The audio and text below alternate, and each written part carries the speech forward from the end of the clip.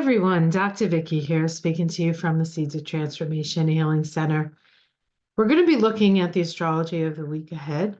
That is October 13th to the 20th, actually. Before we get there, I just want to welcome my new subscribers. Welcome to this wonderful community of like-minded souls. And of course, to my tried and true who have been with me for years. Thank you for your continued support and loyalty. So we are moving into a very intense week. And I know what you're thinking. You're like, didn't we just go through an intense week? Well, we did. We did. October is for no lack of intensity. And we have a full moon coming up this week. And we also have a number of things happening before that, sort of setting up that full moon. And then, of course, today, October 13th, as I'm doing this, there's a lot going on. And, you know, these are energies that are out there. People will react and respond to them the way they will. We always have free will, but there is opportunities here for us to really sort of come to a place of evolutionary import. It's going to really, really matter how we handle the next couple of weeks and this week especially. So let's dive in. We'll take a look and see what we have ahead of us. All right, let's do that.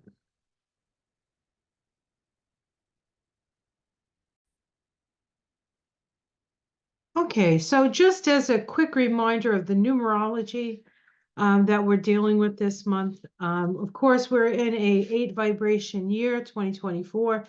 Heads up to an 8. That is located here on the Tree of Life between the Sephiroth of Jupiter, Hesed, and the Sephiroth of Mars, Gabora. This is associated with the Strength card in the tarot and the sign of Leo. It is about creative self-expression. In fact, energetically, this path sits along the throat chakra. Energetically, this is where you would experience this.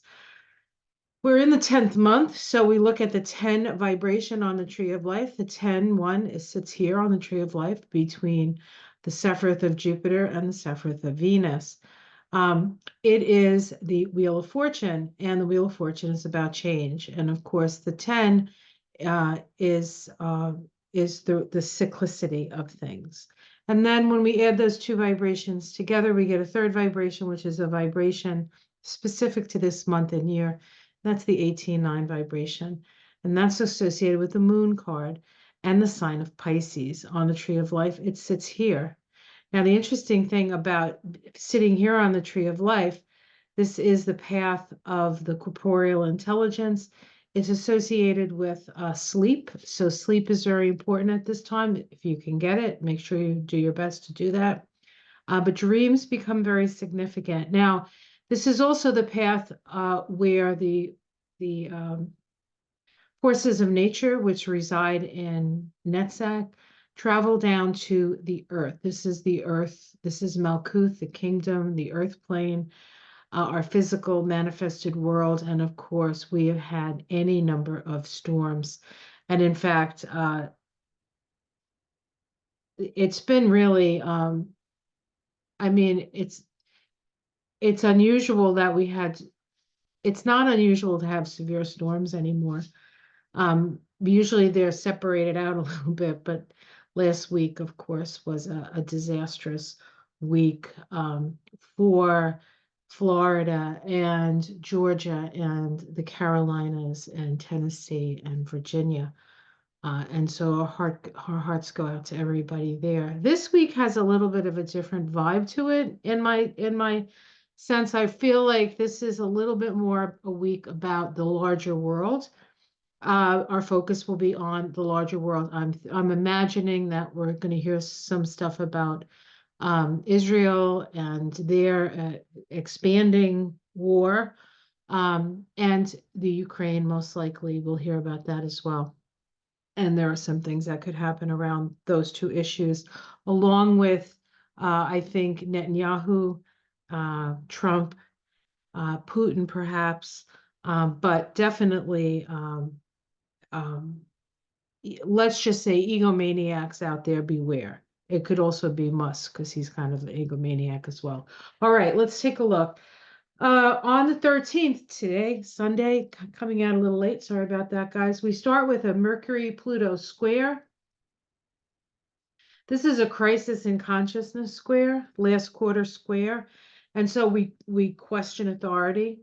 Says this transit can feel like your mind is being put through a cosmic washing machine with old thought patterns and beliefs being agitated, twisted, and ultimately cleansed.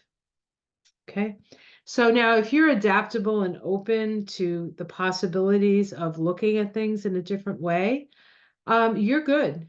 But if you're one of these folks who has to always have it their way or the highway, it's my idea, we're going to forward. You're the ones who are in a little bit of danger this week. We also have on the same day Mercury ingressing into Scorpio. um, Mercury is square to Pluto. Mercury is at the last degree of Libra, whereas Pluto, of course, we know is at the last degree of Capricorn and now moving forward. So freshly direct and there's a lot of power coming from that. When these transpersonal planets change direction, there's this huge energy surge, and that energy surge is moving towards the exit door of Capricorn, right? And it's going to move into Aquarius, and it's going to be there now pretty much for good, certainly for us. It'll be around again, but we won't be in these bodies when that happens. So for all intents and purposes, it's moving out. We also have on that day the sun making an opposition to Chiron. As well as Mars squaring Chiron. We have Mars square Chiron, then we have the Sun oppose Chiron, and then on Monday, we have Mars square the Sun, because everything's so very close, right? So let's go back to the Sun opposing Chiron. The Sun opposes Chiron at 22 degrees of Libra Aries, Chiron being in Aries. It's been there for a while now, right? The wound of um, male toxicity, war, aggression, um, the wounds around your authentic self, your need to be your authentic self, and how people sort of push against that, and prevent you in a way from declaring that part of yourself. Okay, so it's the halfway point of the Sun Chiron synod that began on April 8th of 2024. Why is April 8th, 2024 might sound familiar to you guys? Well, that was the day of the total solar eclipse that went right across whoop, country, right? Not too far from where the storms hit, Helene, right? Okay. So that was the day of the total solar eclipse, which was incidentally conjunct Chiron. Okay. Now we're at a point of awareness.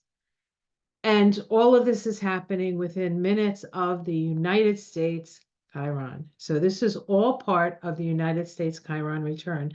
And this week is going to be one of those weeks where we have an opportunity to heal that wound or to traumatize ourselves through that wound. And that wound, in Aries is the wound of bullying, of being bullied, of being a bully, of maybe being a bully on the world stage, or our ability to deal with other bullies on the world stage, in ways in which we can stop it, heal it, and move forward in a more authentic way to who we say we truly are, right? And that people can move forward and have the freedom that Aries always requires. Aries definitely is a sign that requires a lot of freedom. Okay.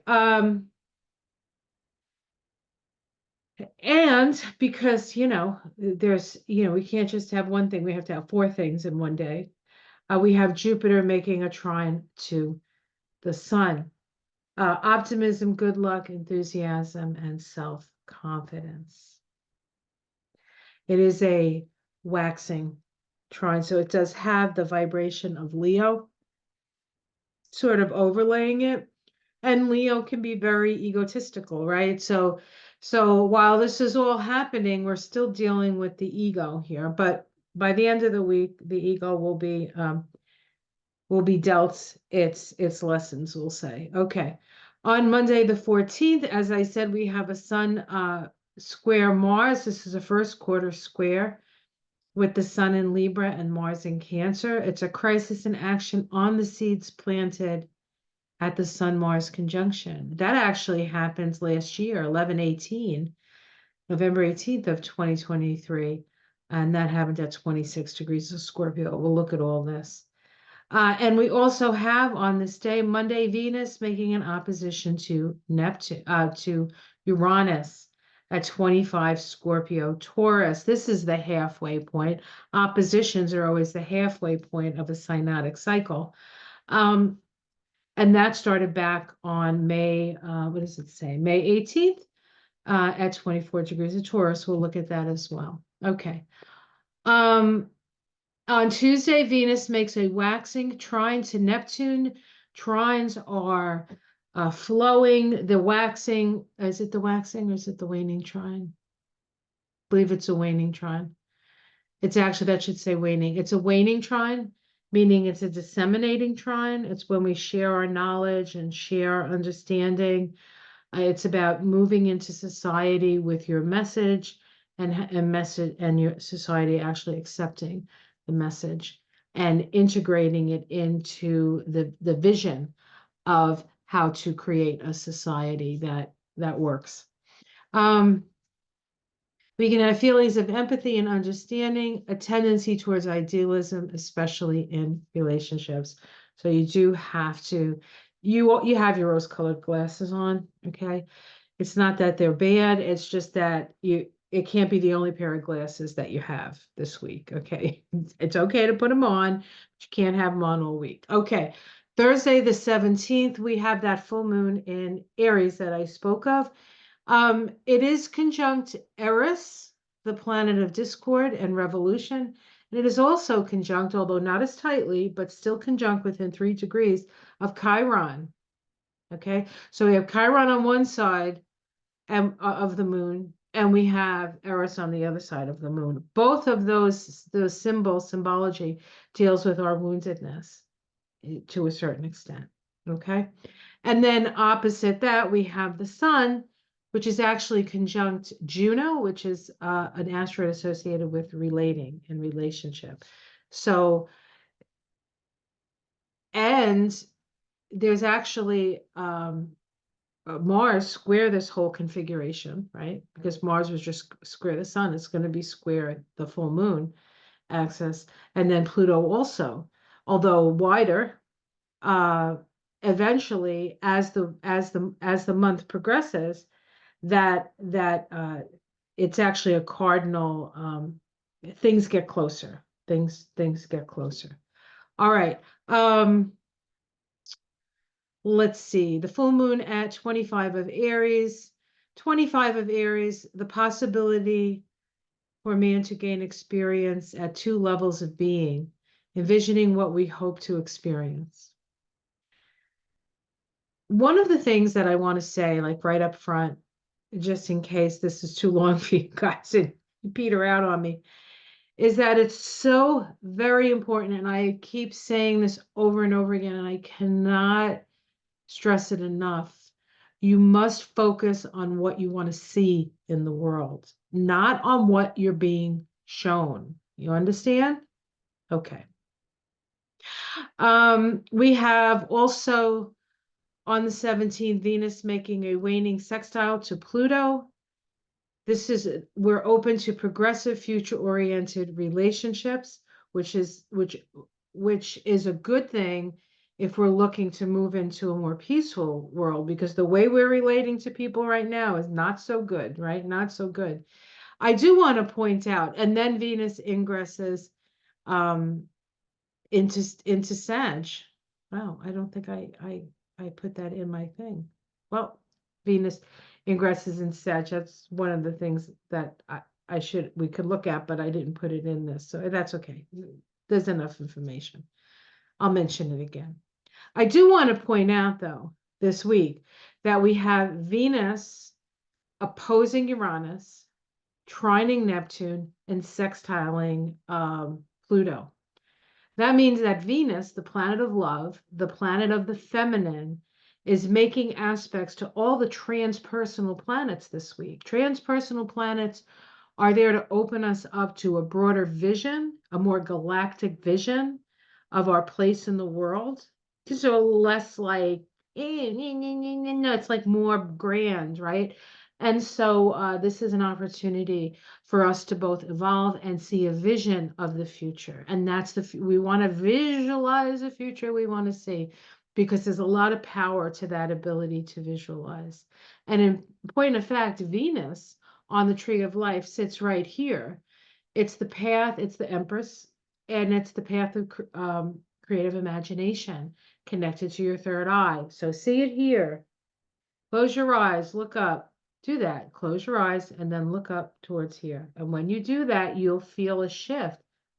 You actually change your brain waves by doing that. It's an easy way to get into a meditative state. You close your eyes, you look up, and you breathe. Ooh. Okay. And then on Saturday, we have the sun in conjunct Uranus. And then on Sunday, we have the sun in conjunct Neptune, meaning that the sun is in a yod. And we'll talk about that when we get to it. Sun in conjunct Uranus, inner tension, which makes you express yourself in strange and original ways. Your self-expression urges are often misunderstood by others, leading to a sense of frustration. So that can be frustrating. The sun, of course, is our ego. And there's going to be a little bit of humility that is needed this week in order to deal with all the things that we're facing. Okay, let's start. So we're looking at the square between Pluto and Mercury. If you have a square between Pluto and Mercury natally, you're really well, you can you can really be sure of yourself, sure of your ideas, and you refuse to you want to close down to any other ideas. But the energy of this square has it's like needling us to be more progressive, needling us to be move in a new direction, becoming the captain of our own ships, going through the process of individuation and realizing the meaning of our experiences, and then moving from that place, learning from our experiences, really, and making decisions that align with who we have become at this point. Okay. So we have a crisis in consciousness. This is a crisis in consciousness square. This aspect has us questioning the accepted version of things and to look deeper into hidden motivations and corrupting influences. This morning when I did my video, I said, you're going to hear a lot of stuff this week. The media is going to say a lot of stuff. Don't listen to any of it. And this is what I mean. And you may look and you might that doesn't make any sense to me. It doesn't vibe with me. That we don't trust them anymore. I mean, I guess in a way, Trump's whole fake news thing is true in a way. However, they use more fakery than, I mean, they're on the fakery fake side, right? So doesn't stop them from using it and using it even more. But remember, media is trying to show media. What is media? The message? Is that the deal? Okay. So you have Mercury at 30 degrees of Libra, 3 mounds of knowledge on a philosopher's head, the wisdom of knowledge. We can see wisdom as both truth and love, which requires a deep understanding of human nature in the context of life circumstances, using knowledge as a platform to develop wisdom. And so this is really Mercury at 30 degrees. Libra is about the other. And it's a real deep understanding of not just ourselves, but of others and the circumstances of their lives, and how that affects them and affects their lives, right? In a square to Pluto, which is just turned direct. So it has all that power at 30 degrees of Capricorn. This is a symbol we've been talking about now for, oh, I don't know, 2 months and longer, really, because it's really sort of been something, this degree of Pluto's been activated all year. A secret business meeting. Society is structured hierarchically, and there are small groups of people who secretly direct the course of history, accepting the need for high-level management of collective affairs. This is really is, it's sort of like a secret business meeting. So we think, oh, the oligarchs are getting together, right? But it's not that may be true. I can't say that's not true, but it's not just that. It's not just that. It's a vibrational. So any like group of higher minded people who are looking for the best for for society. Capricorn isn't really about, being the boss as much as it is being responsible and acting responsibly and being a good steward of the society. It can get perverted like all things do, but this really is about the people who have the most information need to make the decisions here in a way, right? Okay. The vibration of this day, which we'll see over and over again because there's 100 things happening today, is the Five of Wands. And so we can see that trouble in the offing here, trouble in the offing.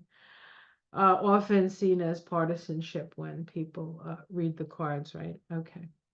Oops. All right, let's go. Now Mercury ingresses into Scorpio, right?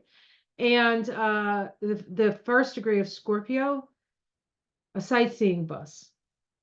Not something you would naturally like associate with Scorpio, right? But okay, this is the Sabian symbols. Curiosity. We humans are never content to accept the status quo. We have an inbuilt appetite for expanding our range and depth of experience and a curiosity for new information and feelings. This really deals with our desires. Scorpio is all about our desires. Taurus is what we have. Scorpio is what we don't have, but what we want, right? So this deals with our desires. Now, whenever a planet, in this case, Mercury, okay, which has an obsessive need to get to the bottom line or truth of any situation, right, moves into a sign, I look to see the rulers of that sign. And Scorpio has two rulers, the co-rulers, they're known as Pluto and Mars. So let's see what they're doing. Pluto is at 30 degrees of Capricorn. We just talked about that, so we don't have to say too much about it. That secret business meeting. And Mars is at 22 degrees of Cancer. A woman awaiting a sailboat. Uncertain expectancy. Our dreams may come true, and yet they may not. We have to find a way to come to terms with that. Withstanding the poignancy of dreaming's uncertainties. So this is kind of about having faith. There are no guarantees. I mean, I say whenever I do a reading, I say, oh, Kamala's won. She's won. She's on the other side of this.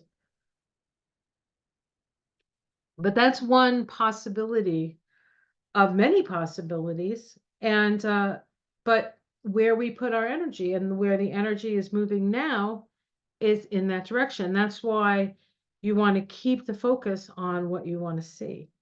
Okay. Now, will we get everything we want? I don't know. But when we get there, we'll get something of what we want and we'll work with it. But you don't want to stop now and be defeated, right? You don't want to defeat yourself in this respect. All right, what do we have next here? The sun opposing Chiron, right? Let's look at this. This is bringing illumination to the wound and to the cure of the wounds, because Chiron isn't just the wound, but it's the curative as well. We're still on the 13th. We're still in right now on Sunday. In a few hours earlier than when this happens later in the day, Mars makes an exact square to Chiron. This is a crisis in action square. Action must be taken to attend to the wounds of narcissism, bullying, war, aggression, and anger. This is where I thought there may be something happening with Netanyahu this week when I saw all this stuff. Mars at 22 degrees of Cancer, a woman waiting for a sailboat, uncertain expectancy. Okay. To Chiron at 22 of Aries. So this is the square between Mars and Chiron. A gate, so 22 degrees of Aries, a gate to the garden of desire. Optimism as a life path. Abundance arising as a result of trust. Optimism, synergy, sharing, and abundance as life principles. Focus on what you want to see. The best, what you want to see, not what you think you can get, but the best. The best.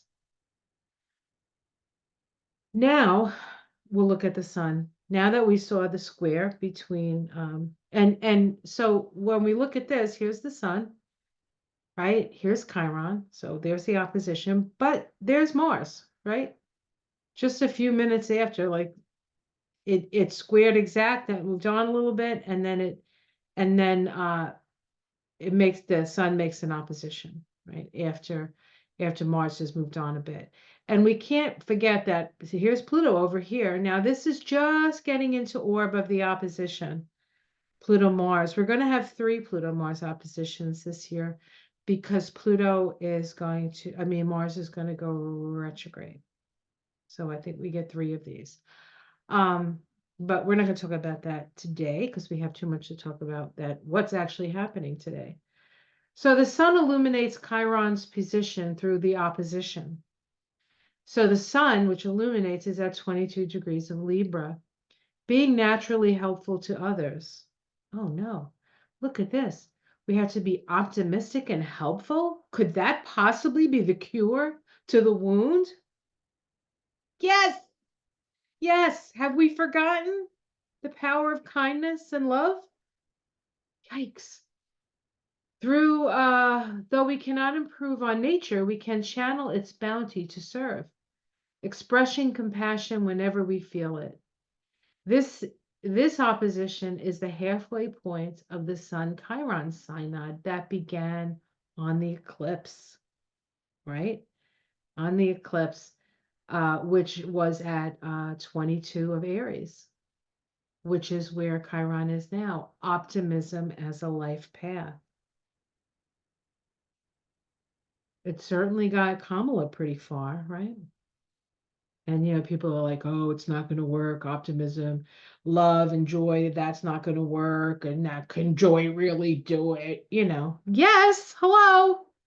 It's power of love. It's the most powerful thing in the universe. Please, people, please. Ugh, these pundits, they got to get their head out anyway. October. Right, we're moving on. Now we're on Monday. October 14th vibrates to the 6 of Wands, which is a victory card. This is the path and the shadow of the U.S. and also the shadow of Kamala Harris.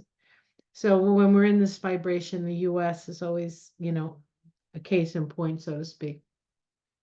We have the sun making the square to Mars, first quarter square. This is a crisis in action on the seeds planted back in November of last year, November 18th to be exact, at 26 degrees of Scorpio. Indians making camp adaptability. So we're being tested in our adaptability. Well, certainly Joe Biden became adaptable and Kamala Harris had to become adaptable, right? So they're adapting. That's good. That's good news. That's good news. We have the sun at 22 now, being naturally helpful to others. We just spoke about this. In a crisis in action square to Mars at 22 degrees of Cancer. Uncertain expectancy. Our dreams may come true, and yet they may not. We have to find ways to come to terms with that. Withstanding the poignancy of dreaming's uncertainty.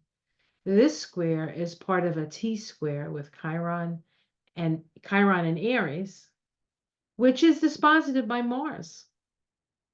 So very interesting, right? So we have this. Okay. All right. Um, so we have Venus on the 14th. We have Venus making an opposition to Uranus. And here we have the initial conjunction of that synodic cycle. The synodic cycle starts at the conjunction. The halfway point is the opposition. Of course, it started in Taurus because that's where Uranus has been living for the last 6 years, almost 7 years, right? Um, and so when we look at this, Venus opposing Uranus is the halfway point of the Venus-Uranus synod, and the fruition of the seeds planted at that conjunction, which occurred on the 18th of May at 24 degrees of Taurus. A mounted Indian with scalp locks. So Indian warriors with scalps hanging off their belt, right? Okay, that's pretty graphic. Start synodic cycle with. During early stages of development, it remains crucial to establish identity of self and tribe by fighting for its needs, channeling aggression. So if you're anxious and you channel your energy, it doesn't have to be aggression, but if it's frustrated, we can get aggressive, right? Channel your energy into the action steps that are going to take you to the place you want to see. It's not just about visualizing. You do have to take action, but you want to make sure that that action lines up with your vision, right? If you want a future with love and understanding and people working together and all of that stuff, you can't fight people now. That's not going to help, right? You can stand up for yourself, you can protect yourself, right? The whole idea of the tribe, like having to assert yourself, but not more in a defensive, perhaps more in a defensive mode. Now we have Venus at 27 degrees of Scorpio, a military band on the march. This is saber rattling, right? Saber rattling is a human equivalent to an animal baring its teeth. The behavior whose purpose is to deter an enemy and limit the risk of attack. So you might have to growl at a few people this week, right? Opposing Uranus at 27 degrees of Taurus, the wisdom of an elder. I see this, I always think of Joe Biden, the wisdom of an elder. As youth fades, we become less assertive of self and more willing to adapt to collective ways and needs. Calm wisdom that grows with age.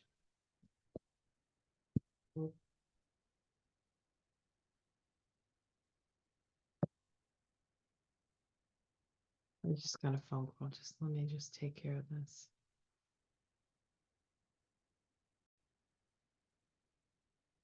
So on the 15th, we have Venus trine Uranus. Remember, I said Venus makes all these aspects to the transpersonal planets. This is the second one that it's making. First one was to Uranus. Did I say Uranus? This should be Neptune, right? Hold on.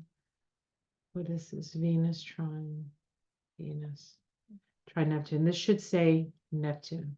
Disseminating trine, distributing the wisdom of the initial impulse of, oh, all right, this is not right. Okay, so we'll ignore what's written here because I think I mixed some stuff up, but let's take a look at the chart so we can get plenty of information without the notes. Here's Venus, here's Neptune. Neptune, this is a waning trine. It has the overlay energy of Sag. The initial conjunction Venus Neptune is the vision, right? The vision. Well, yeah, actually, this is correct. So the conjunction occurred at 28 degrees of Pisces. Enough is a feast. Now Venus is at 28 degrees of Scorpio. The king of the fairies approaching his domain. Inner sovereignty. Now this is Venus, right? The feminine, inner sovereignty. However pompous and controlling society may get, We still have our own inner world over which we hold sway. So this is being responsible for your own inner world, and your inner becomes your outer. What you believe on the inside becomes your reality on the outside. And so you have control over your inner realms. Okay. You have the control over your inner realms. Awareness of our deepest yearnings, trine Neptune and Pisces, which is at the same degree as the conjunction.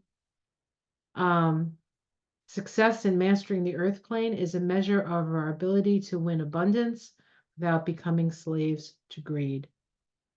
Imagine that, having our needs met and not having to be greedy. Well, we're not really greedy, but there are plenty of people out there that are, and they're not happy. They ain't happy. They got everything, they're still not happy. Look at Elon Musk. Does he seem happy to you? He's a freaking billionaire. Trump, well, I don't know if Trump's a billionaire, but does he look happy to you? He's supposed to be a freaking billionaire. I don't know, man. It's a curse. It's a curse.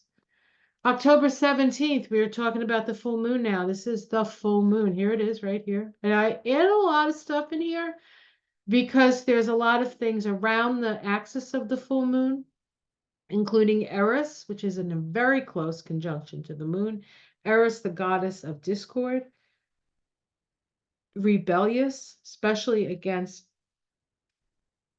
the powers that be, the controlling forces, right? And Chiron here with the moon. And then on the other side, we have Juno, the asteroid of relating in the sign, in a sign of relationship. So this is taking your relationships very seriously, in balance. So, and the sun is our ego. It's the center of our gravity. The moon is how we respond and react to life. This is an extraordinarily reactive full moon, especially because we have Mars squaring it and Pluto on the other side. So here's that grand square. Okay, this is intense, intense, intense. You cannot react. You must step back, evaluate, and respond. Okay, full moon 25 of Aries, the harvest of the seeds planted at the new moon, solar eclipse. Remember, the new moon 2 weeks ago was an eclipse at 11 degrees of Libra. Developing the ability to share what we have learned, seeing teaching as a revelation of light. Teaching as I love this. I love that image. I just love it. This full moon is conjunct Eris and Chiron with the sun conjunct Juno, the asteroid of partnership. The moon at 25 degrees of Aries, a double promise. Expectation of goodness. What have I said, folks? What have I said? It is crucial to envision what we hope to experience. Envisioning what we hope to experience, opposing the sun at 25 degrees of Libra, seeing through the illusion. Ooh. With a new dimension of perception, what we saw before is seen differently, no longer confusing and mysterious. All things are revealed. All patterns are made known on a very much more subtle level of consciousness. With a certain attitude of perception, we can see beneath the hoax and find the depth of spiritual truth in all things, looking for the uniqueness in others. The vibration of the day, the Nine of Wands, having healthy boundaries, protecting your boundaries, okay? Standing your ground. Standing your ground.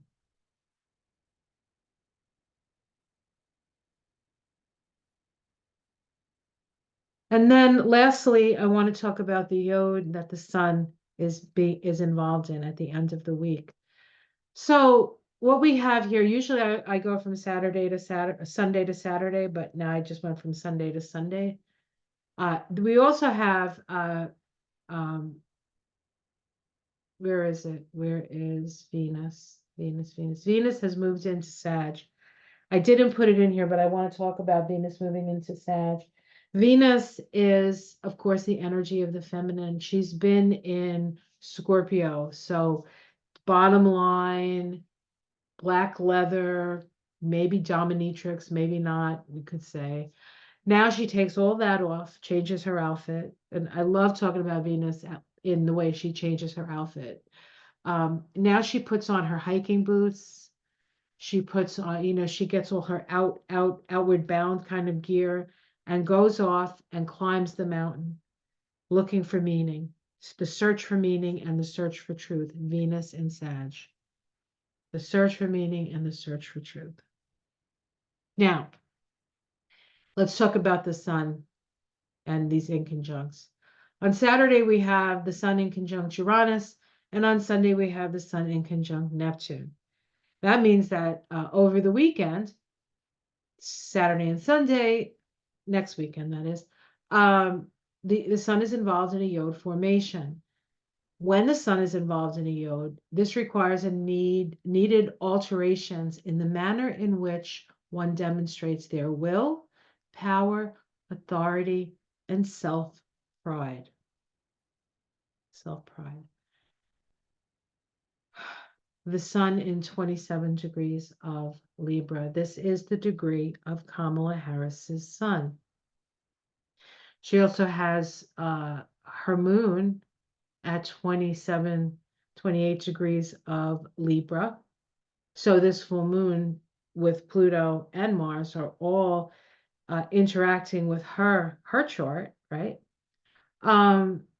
The sun in conjunct Uranus, learning to leave well enough alone is a vital lesson for you. Now, this is true of people who have it natally, but there's a lesson in this, right? Then this is for everybody, right? This is going to be for everybody. This means accepting that not every situation requires your intervention or alteration. Sometimes the most profound growth happens when you step back and allow things to unfold naturally. Practice mindfulness and patience, recognizing that your value isn't diminished when you choose to observe rather than act. And then on Sunday, we have the sun in conjunct Neptune. And this says, when you feel drained or frustrated, it is crucial to reassess your life direction. So if you're doing something and you feel drained by it, it's time to make adjustments so that that's not happening to you really, right? So refocusing your focus perhaps in a different way as not to exhaust you. You can't be everything to everybody all the time. And it's very difficult. Yeah, there's an idealism around Neptune. It's very hard because Neptune really is a divine energy. It's hard for us to ever reach that. So give ourselves a break on this. But you can see this is the exact in conjunct here, and there's the yod. Okay. The first yod, well, the yod's going to be there for a while, but in the case when this is exact, the sun is in the third house of the mind. And when this is exact, the sun is in the 10th house of leadership. So this just happens to be for the US. And this is actually, this one especially is significant because this is close to the ascendant descendant of the US. This Jupiter in Gemini is actually activating both Trump's chart and Kamala's chart. So, all right, I think that's it. Yes, yeah, so that's next week. All right. So I hope you found this helpful. I know it was long, but I knew it was going to be long because I saw what was going on, and I'm like, this definitely deserves the time and the explanation. It's going to be another intense week. So take care of yourself, please, everyone. Like and subscribe. If you enjoy these, I love doing these for you. But I think I might have to actually make a channel and put these on my channel so that I can make I can make a little bit more from them. I'm going to do them one way or the other, so I'm going to see about by the beginning of next year is having a channel. And if you enjoy this kind of work, if you'd like to be my student, I'm going to have options for you to learn from me with the channel. So let me know if that's something of interest, because it is a lot of organizational stuff that I can do, but if you want it, I'll do it. Um, and I really appreciate you all. I really do. I don't know. I hope that what I give you is helpful for this crazy journey that we're on. I feel compelled to share what I know. It's my sort of way of contributing. So I love you guys. Have a great week. Please take care of yourselves. Take it easy. Don't listen to the pundits. I mean, you can listen, but don't let what they say be the last word, because what I've actually experienced through this whole process of Kamala becoming the nominee and all the things that have come from that is that most of the times I was like, oh, I hope this happens. Oh, this would be the best thing to happen. Oh, this would be good. But then there was a part of me, I would go listen to the pundits and I'd say, oh, she's not going to do that. Oh no. But she did it. And now, of course, the pundits are like, well, I think that maybe she shouldn't have done that. But she did what she did, and we do what we do, and we're gonna get to the other side of this. And she needs help. We all need help. We need to help each other. We have to learn how to be uh, each other's keepers, really. And with that energy, we can create heaven on earth. And that's my choice. My choice is not continuous war. My choice is heaven on earth. And it's not heaven on earth based on some weird Republican mumbo jumbo vision of their idea of heaven on earth.